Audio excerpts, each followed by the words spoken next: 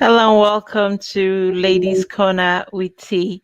Every week we try to introduce a new guest. We try to educate you. We try to bring you something lively, entertaining.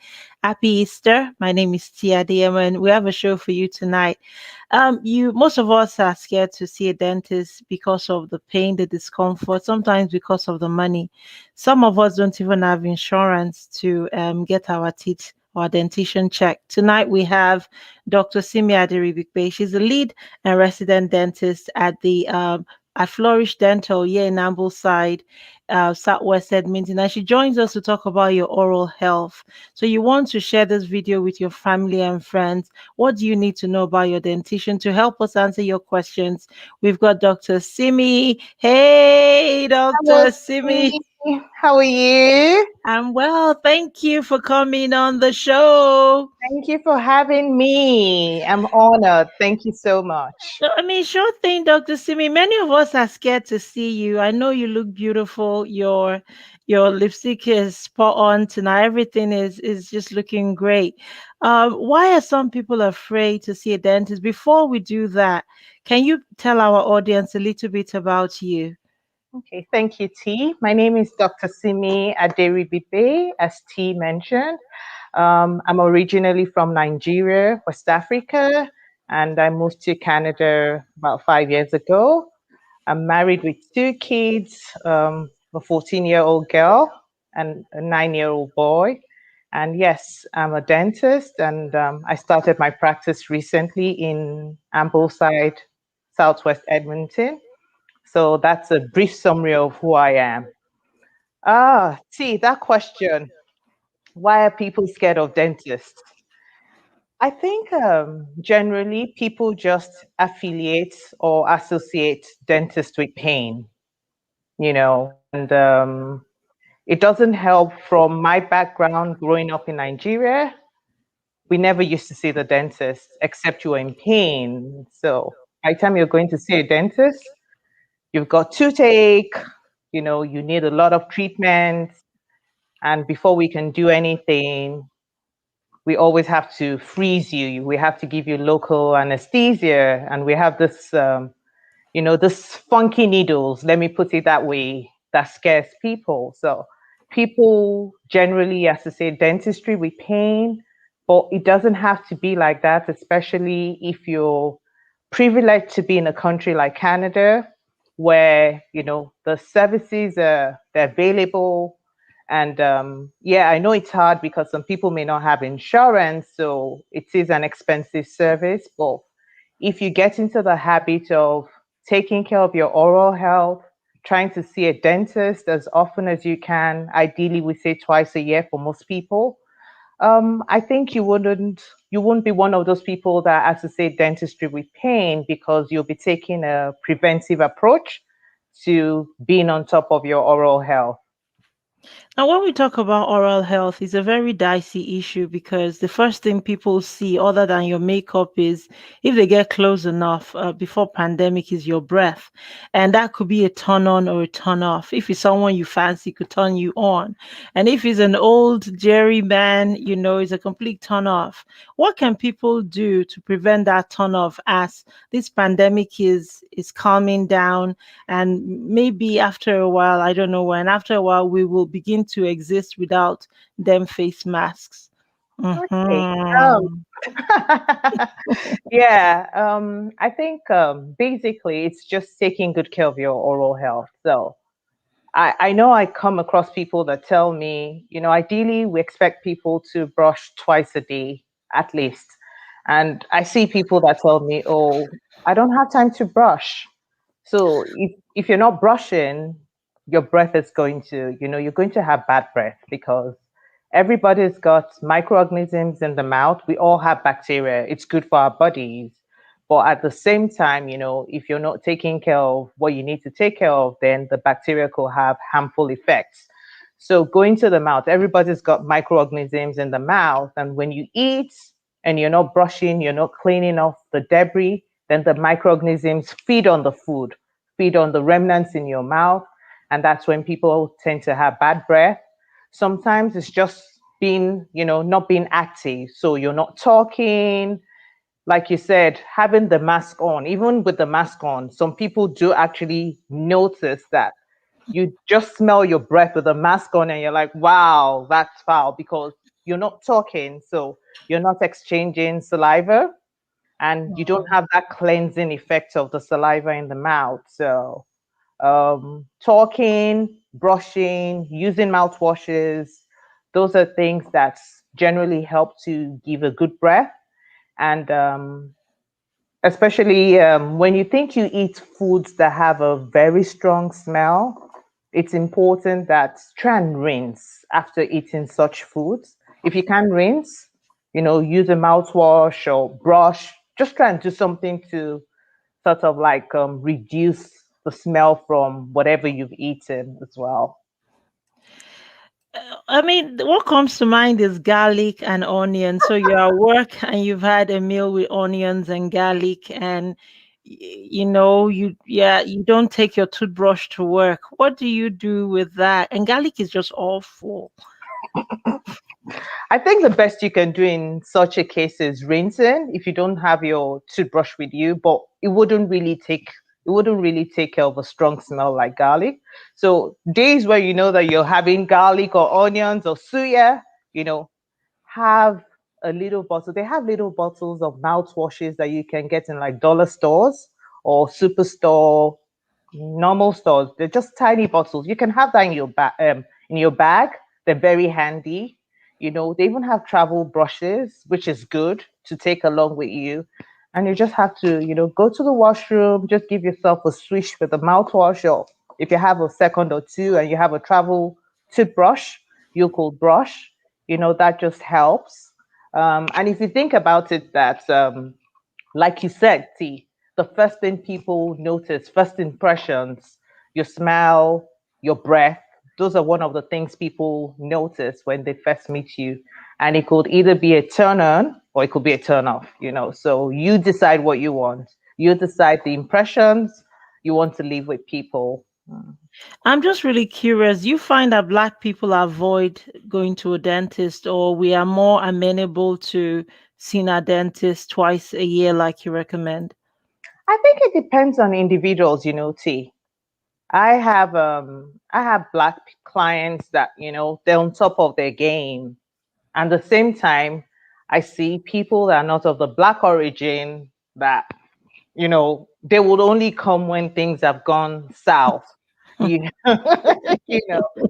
I work one day a week in a rural community, and when I see people that come there, you're like, seriously, are you in this country? But it depends on individuals. So I wouldn't say a particular race or tribe or group. It's just a person.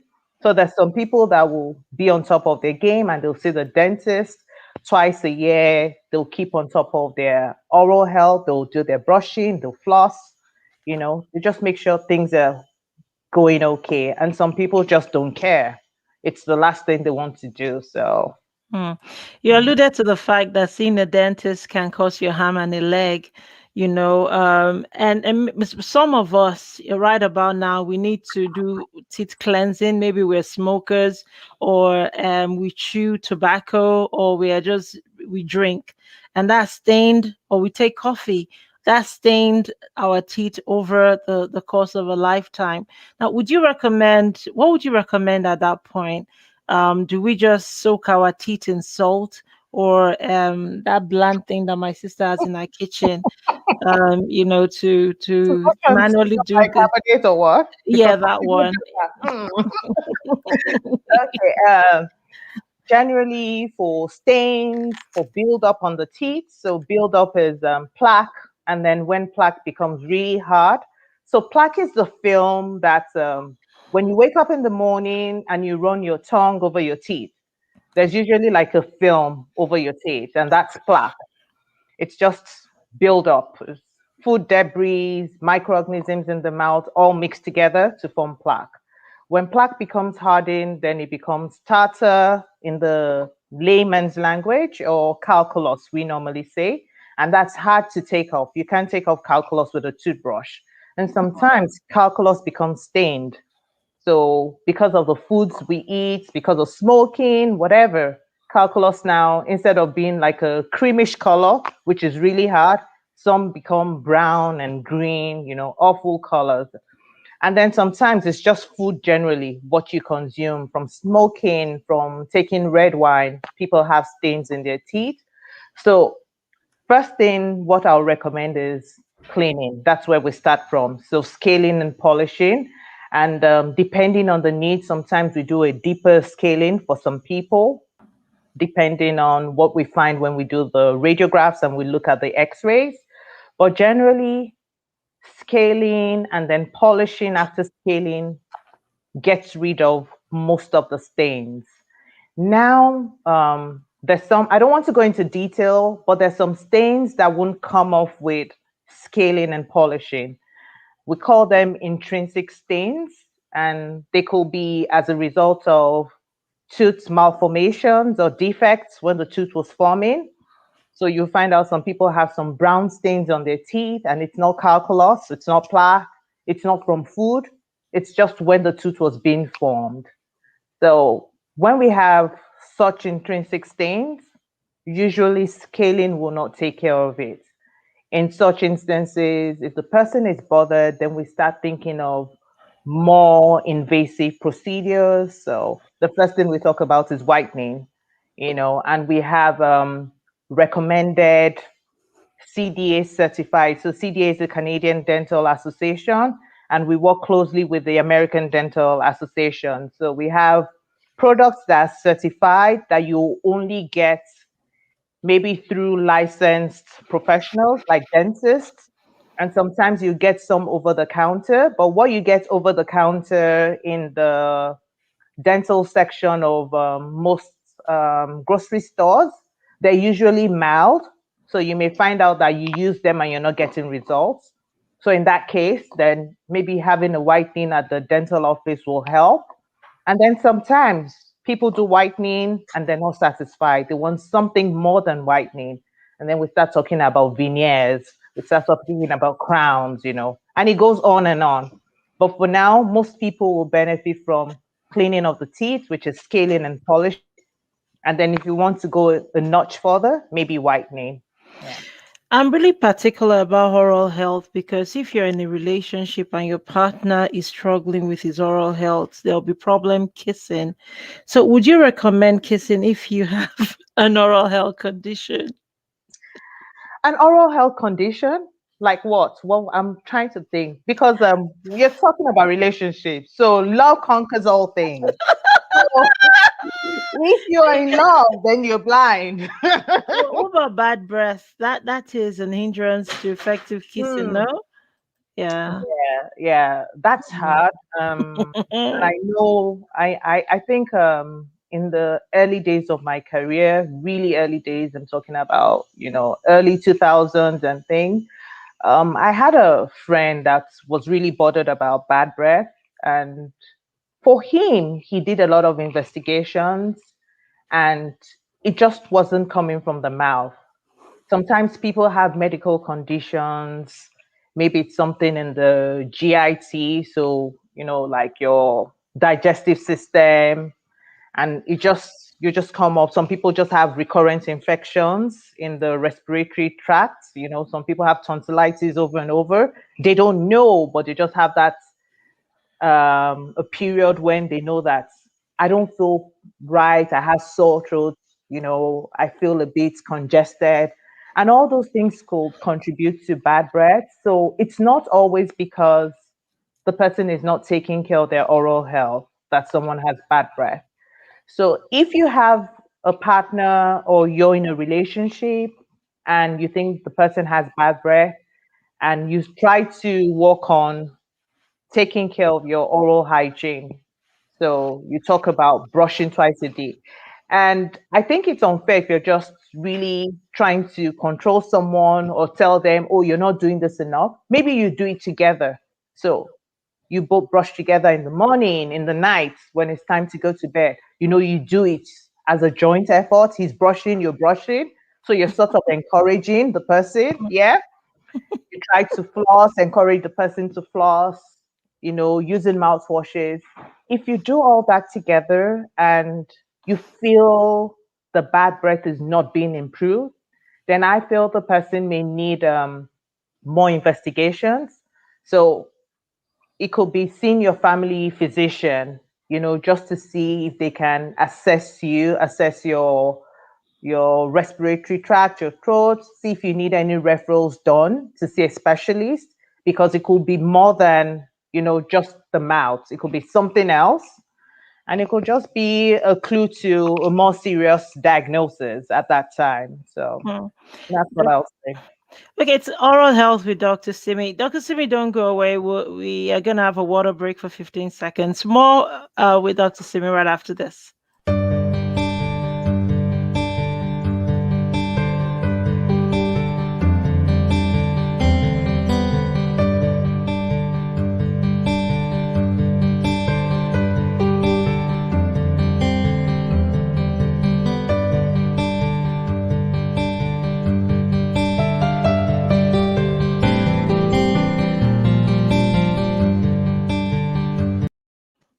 This is Ladies Corner with T. We have Dr. Simi Aderibigbe of Flourish Dental Health in Ambleside, taking questions about your oral health. Dr. Simi, thank you again for joining us tonight.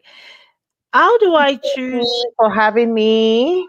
Are you welcome? So, how do I improve my smile? And does the choice of my toothpaste affect the quality of my smile?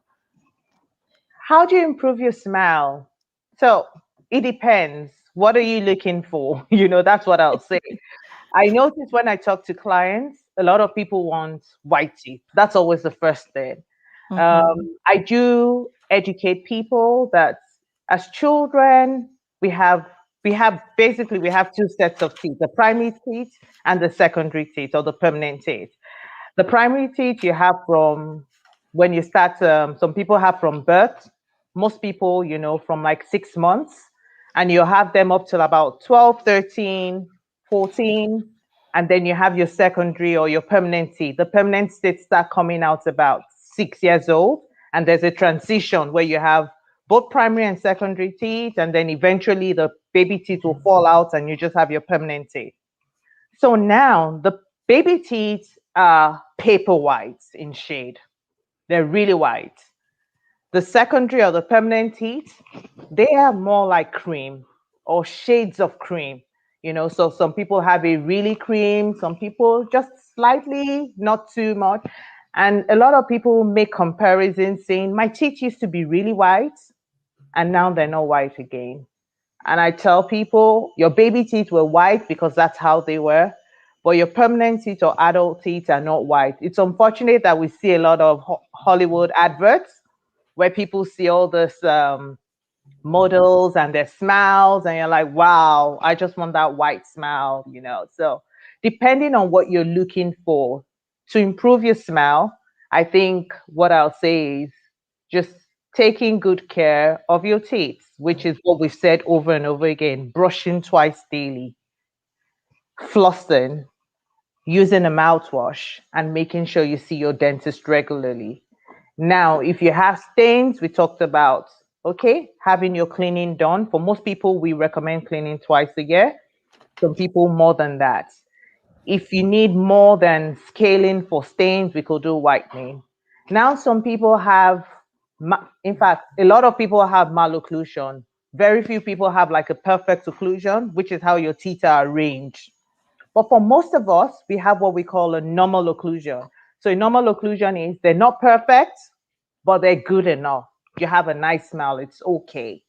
But if someone has like a malocclusion that is really bothering, some people do have like really proclined teeth. Some people have a lot of spacing in their teeth. They don't like it. Some people have crowded teeth and they want to improve their smile. Then we have ways about that. A lot of times it's usually going for some form of orthodontic treatment.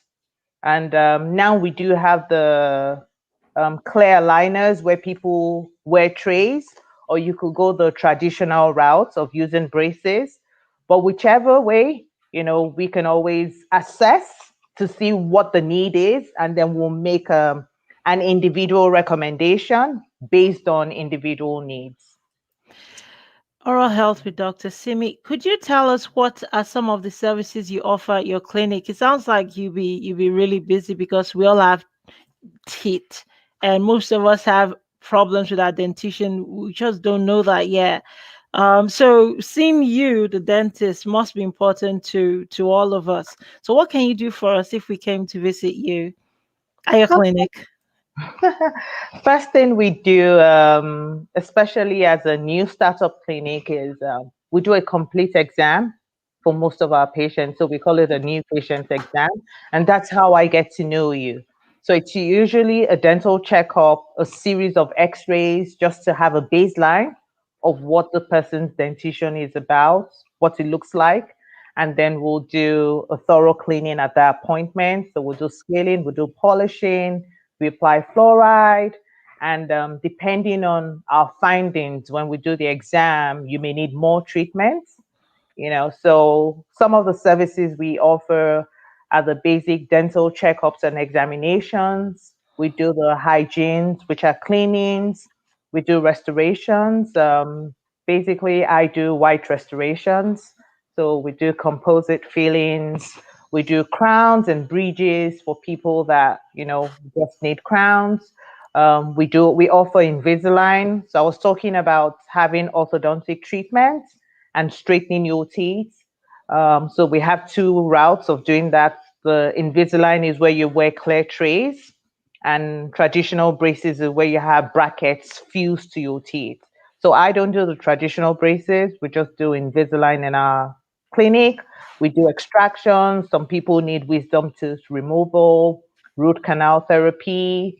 We have a lot of pediatric patients, so child patients. I love seeing children, I become a kid when I see children. So children's services, we do sealants, name it. So yeah, a wide range. General dental services, basically, that's what we offer.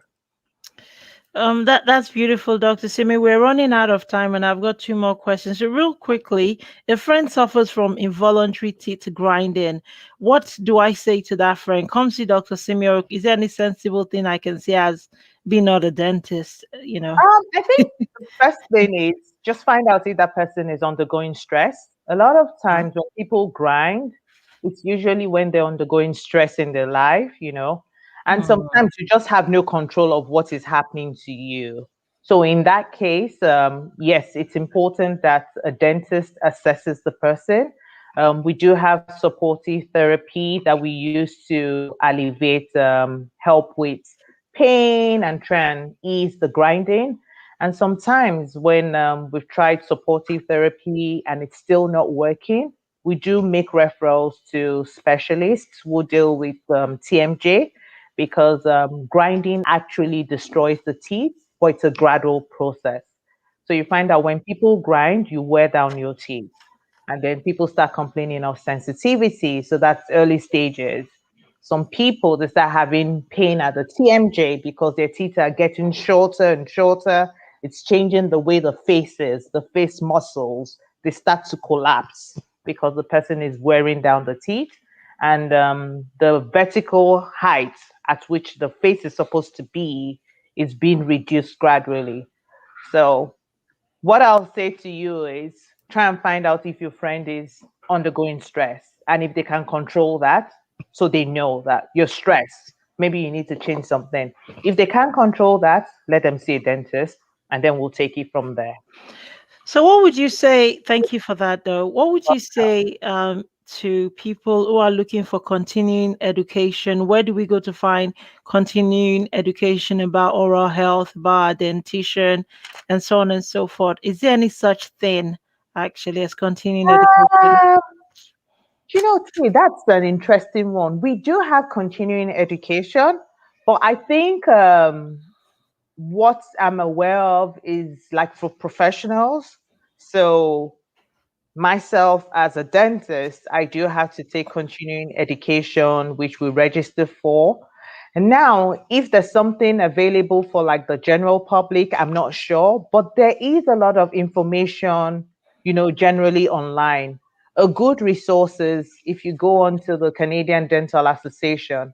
the website. They do have resources there. So that is a website that you can trust because you can find anything online. So you need to be careful of what you're taking in. But they do have materials for the public where you can, you can read about restoration, you can read about sealant. If some people, they're controversial about fluoride. You talk about fluoride and people are like, oh, I don't want fluoride. They have resources there. So I think we have those bodies like Canadian Dental Association, American Dental Association, where you can find resources that can help you. And yeah, I may have to research and see what else is available for the public, and I'll let you know, T. All right. I'm always curious. I know you're married to a doctor, and in my imagination, at the end of your work day, do you go on and on bragging about your dental knowledge? And he brags on about things going on in people's intestines, in people's tummies, in people's, I don't know. How do you guys distress doctor and doctor? What happens? Yeah, I think our way of distressing is just collapsing on the sofa and snuggling our kids. Honestly, we don't want to talk about work All when we right. come home. Yeah, we don't want to. I think owning a business, you get that. You find that you're doing a lot more. You're not an employee. You just don't come to work and leave. There are other things that you have to be on top of. So recently, more than ever before, now when we come home, it's just okay. Is there a show we can watch? We put on the show and we just try and relax with the kids and have fun. So no, we don't talk about anything medical as much as possible. We try to So that avoid. so there's no conflict. No one is trying to be the super Uh, bragger. no, we're a team. We're a team. My husband knows so much about dentistry, and I'm learning medicine. Awesome. So where can we find you, Dr. Simi? So we are at Flourish Dental. Our address is 16420 Ellerslie Road, Southwest. We're opposite the Glen Reading community. Our phone number is 780-540-8155. We have a website. It's www.flourishdental.ca. And we do have an email. If you have any questions, if you want to reach out and you can't get us on the phone, it's info@flourishdental.ca. We do have our Facebook and Instagram, which is being run by our Honorable Tia Adeyemo. And that's info. No, let me get this right. Flourish Dental _ Edmonton for the IG handle. And Facebook is just Flourish Dental. Thank you. Oh, Dr. Simi, I'm back. I don't want to say you shouldn't have said that, but it's okay. We want to say thank you so very much for coming on the show tonight, and I hope our audience has learned a new thing, has learned something new about the oral hygiene. And Doctor, where can we find you again? That's you're the lead dentist at Flourish Dental. You're based in Ambleside, right here in Edmonton, and we thank you so very much for giving up your Thursday evening to come on to Ladies Corner. What are your plans for Easter? You're not working tomorrow, are you? Is Oh, I Good can't Friday. wait to have a chilled weekend. It's a long weekend for everybody, isn't it? Long weekend. Oh, Looking forward. yes, absolutely. So please enjoy your Easter. And thanks again for coming Thank on the you. show. Thank you so much, T. It was a pleasure. Thank you so much. Thank you. Happy Easter, Dr. Simi. Bye for now. Bye.